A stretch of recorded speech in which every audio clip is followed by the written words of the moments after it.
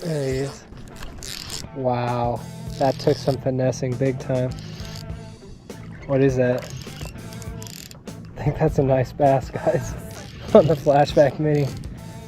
How many times have y'all seen me do this? I have had to finesse the crap out of him. Oh, he's got red eyes. It's a chunky guy too. Heck yeah. That's a cool catch, guys. There's the one nice largie of the trip so far. There's that 1/16 ounce Flashback Mini chatterbait and a 3-inch Moondog flat top minnow.